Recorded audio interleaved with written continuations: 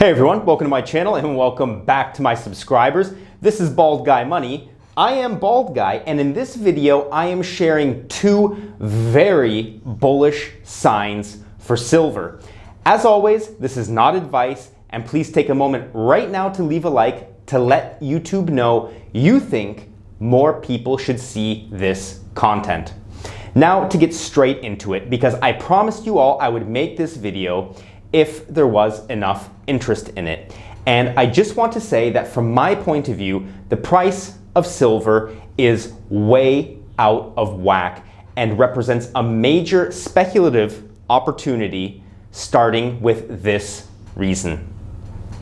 The three main technical indicators that I look at when deciding how much of my monthly budget to allocate to silver are telling me that silver is cheap.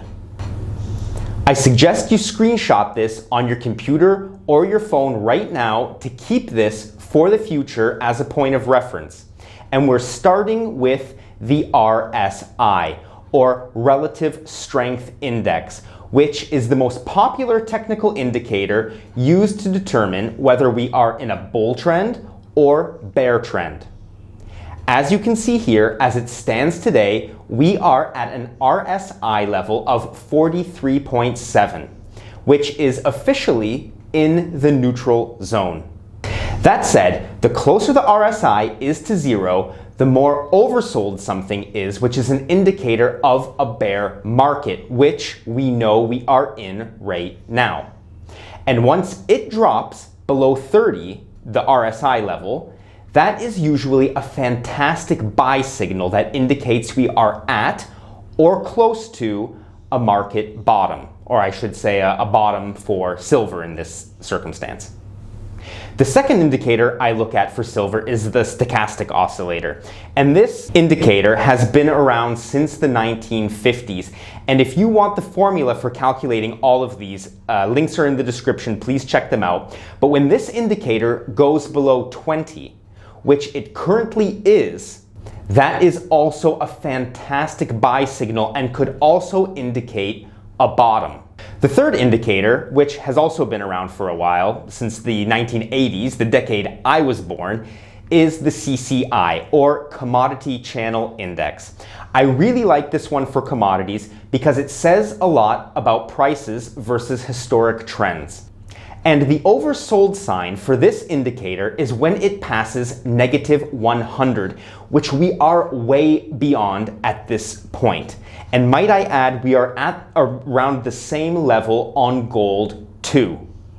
So with two of my three main technical indicators saying that silver is oversold right now, and the third indicator, so the RSI, being very close to that level, I'm inclined to say that my previous bottom prediction of $17 per ounce on silver could be pretty close to spot on.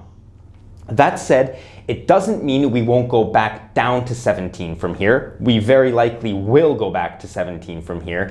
And it doesn't mean that is a definitive bottom.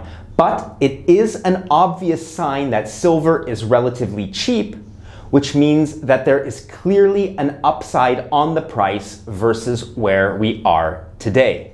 And before I get into the second signal, I just want to say that I am not the only one who sees this, and I'm not the only one who is saying this.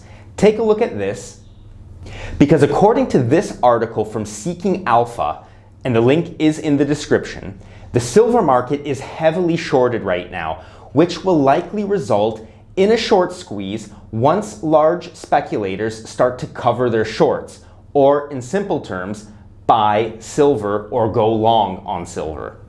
And I know this is a popular topic for the Wall Street silver crowd, which is a group that I actually only learned of a couple weeks ago, so hi to all the apes out there. Now, coming to the second bullish sign that I am seeing on silver, and this is one that a lot of people have been asking me about, and here it is. This is the silver to gold ratio. And as this chart perfectly shows, the silver to gold ratio is 17% higher today at 88 to 1 versus the 10-year average of 75 to 1. Now, that in itself is not bullish.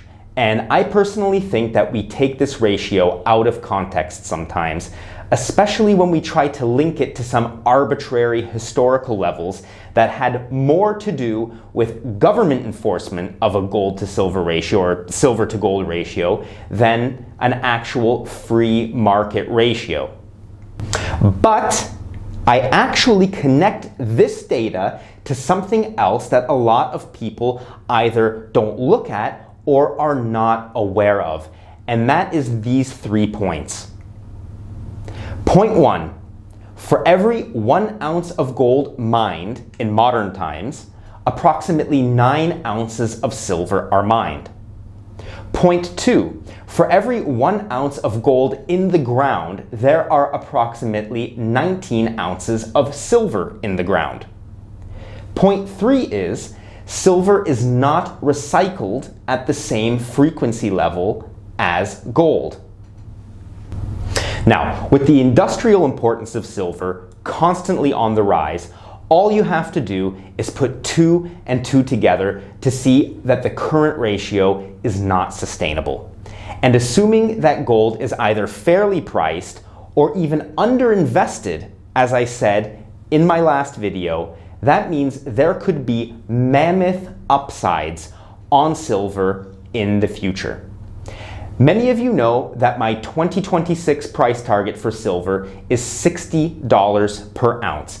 And whether you think it will be more or whether you think it will be less, let's focus please on what we agree on. And that is there is a big bull case to be made for silver, whether it's by 2026, for which I gave that $60 price prediction, or beyond that point. Because when we compare the silver to gold ratio of 88 to 1 that we have today versus what we have in the ground, what we're pulling out of the ground, and also considering the fact that we do not recycle silver at the same level that we recycle gold, the fact of the matter is, at some point, this is going to have to give way to a much lower silver to gold ratio.